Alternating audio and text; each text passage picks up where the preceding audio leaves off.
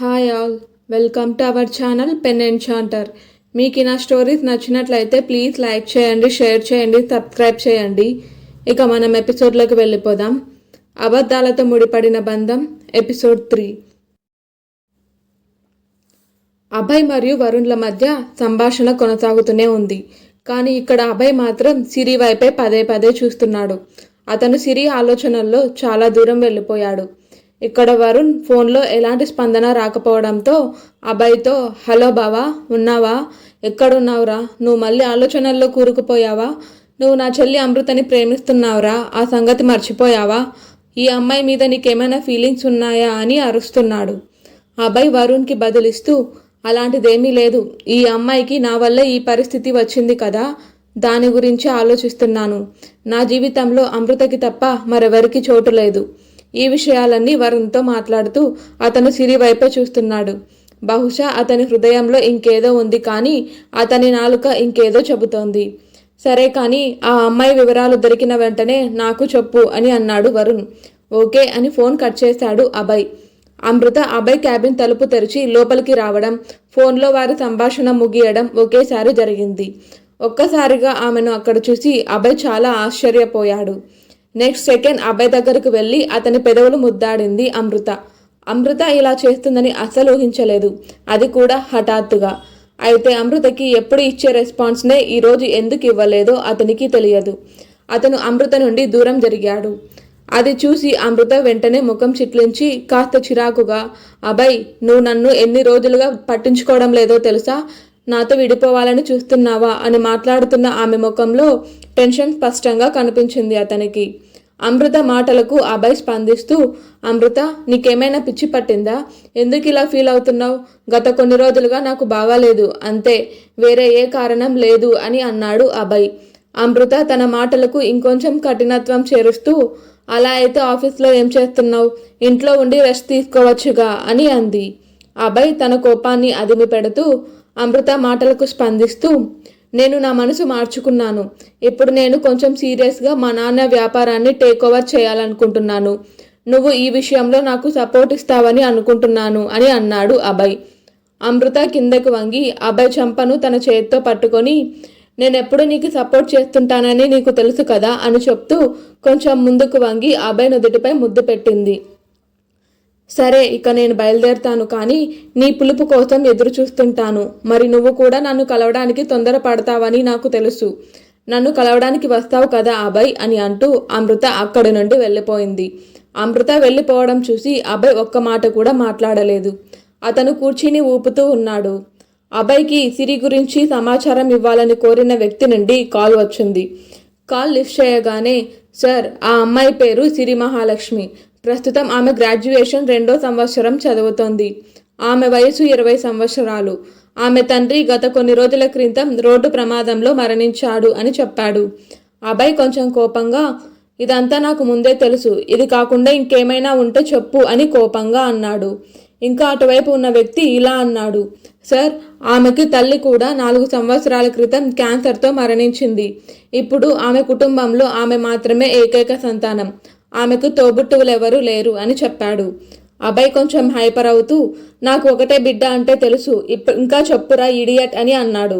ఆ వ్యక్తి భయంతో, సార్, లాజికల్గా చూస్తే ఇప్పుడు ఆ అమ్మాయి అనాథ అని అన్నాడు. అభయ్ మరింత ఆసక్తిగా, ఇంకేమైనా తెలుసా? ఆమె జీవితంలో ఎవరైనా ఉన్నారా? నా ఉద్దేశం బాయ్ ఫ్రెండ్ అని ఆగాడు. ఆ వ్యక్తి, లేదు సార్, ఈ అమ్మాయికి ఇంకా అలాంటి సంబంధం లేదు. నిజానికి ఈమె వయసు 20 సంవత్సరాలు పూర్తి అయింది అని బదులిచ్చాడు. అభయ్, సరే, ఈ అమ్మాయి గురించి మరింత సమాచారం సేకరించి నాకు చెప్పు అని అన్నాడు. ఆ వ్యక్తి సరే సార్ అని చెప్పి కాల్ కట్ చేశాడు. కాల్ డిస్కనెక్ట్ చేసిన తర్వాత అభయ్, ఇది ఎలా సాధ్యమవుతుంది? ఆమె వయసు 20 సంవత్సరాలు కాబట్టి ఇంకా చదువుతుంది. అంటే బాయ్ ఫ్రెండ్ ఉండటం కష్టం. అయినా నేనేంటి ఇలాంటి ప్రశ్నలు అడిగాను? ఆమె రిలేషన్షిప్ స్టేటస్తో నాకేంటి సంబంధం అని ఇలా ఆలోచిస్తూ తనలో తానే నవ్వుకున్నాడు అభయ్. అభయ్ సమీర్ని తన క్యాబిన్కి పిలిచి, ఈ కొత్త జాయినింగ్ రెజ్యూమ్ చూశాను. ఈ అమ్మాయి ఇంకా గ్రాడ్యుయేషన్ కూడా పూర్తి చేయలేదు. ఆ అమ్మాయి తండ్రి పనిచేసిన పోస్ట్ చాలా ముఖ్యమైన పోస్ట్ కాబట్టి నేను ఆమెకి ఆ పని గురించి ఐడియా ఉండదు కాబట్టి నేను ఆ పోస్ట్ ఆమెకి ఇవ్వాలో లేదో నేను పరిశీలిస్తాను, కానీ ఇదే ప్రతిపాదికన మనం మన కంపెనీలో ఇంకా ఏదైనా పోస్ట్ ఇవ్వచ్చు కదా అని అన్నాడు అభయ్. వెంటనే సమీర్, సార్, సిరికి మీ పర్సనల్ అసిస్టెంట్ పోస్ట్ ఇస్తే బెటర్ కదా, ఎలాగో మీకు పర్సనల్ అసిస్టెంట్ కావాలి అని సజెస్ట్ చేశాడు. అభయ్కి సమీర్ మాటలు లాజికల్గా అనిపించడంతో, నువ్వు చెప్పింది నిజమే, ఆమెకి నా అసిస్టెంట్ పోస్ట్ ఇవ్వు అని బదులిచ్చాడు. సమీర్ అభయ్కి సరే సార్ అని చెప్పి అక్కడి నుండి బయటకు వెళ్ళాడు. సమీర్ సజెస్ట్ చేసిన ఐడియా అభయ్కి చాలా నచ్చింది. ఆ అమ్మాయి తన చుట్టూ ఉంటే అతనికి ఆమె గురించి తెలుసుకోగలనని, ఆమెకు ఏదైనా సహాయం అవసరమైతే చెయ్యొచ్చు అని అనుకున్నాడు. సమీర్ వెళ్ళిన కొద్దిసేపటికి సిరి అభయ్ క్యాబిన్కి వస్తుంది. బయట నుండి తలుపు తట్టగానే అభయ్ లోపలికి రమ్మని చెప్పాడు. సిరి తన మెత్తని స్వరంతో, సార్, సమీర్ సార్ నన్ను మీ దగ్గరకు పంపారు. నేను మీ అసిస్టెంట్గా పనిచేయాలని చెప్పారు. సిరి ఇలా మాట్లాడుతుంటే అభయ్ ఆమె ముఖంలోకి చూస్తున్నాడు.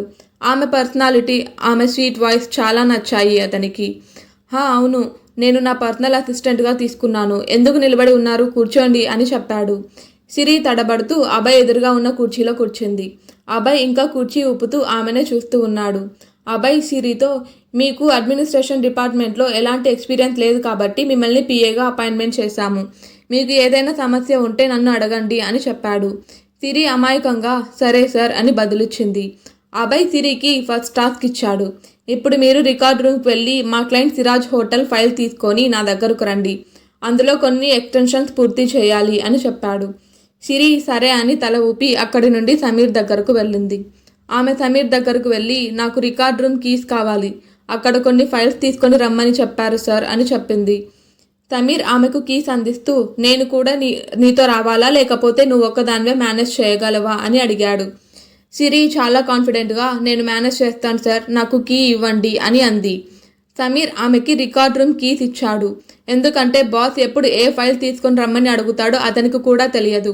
అందుకే సిరికి ఆ కీస్ ఇవ్వడం మంచిదని అతనికి తెలుసు. ఎందుకంటే ఆమె ఇప్పుడు అభయ్ పర్సనల్ అసిస్టెంట్ కాబట్టి. సమీర్ నుండి డైరెక్షన్స్ తెలుసుకున్న సిరి రికార్డ్ రూమ్ వైపు వెళ్ళింది. ఆ గది ఆఫీస్ చివరన ఉంది. పాత ఫైల్స్, ఆ డేటా మొత్తం ఆ రికార్డ్ రూమ్లో ఉంటుంది కాబట్టి ఎవరు అక్కడికి వెళ్లాల్సిన అవసరం ఉండేది కాదు. సిరి లాక్ ఓపెన్ చేసి రూమ్ తలుపు తెరిచింది. ఆ గది చాలా పెద్దది. సిరి నెమ్మదిగా నడుచుకుంటూ లోపలికి వెళ్ళింది. అంత నిశ్శబ్దంలో ఆమె అడుగుల చప్పుడు ఆమెకి స్పష్టంగా వినిపించింది.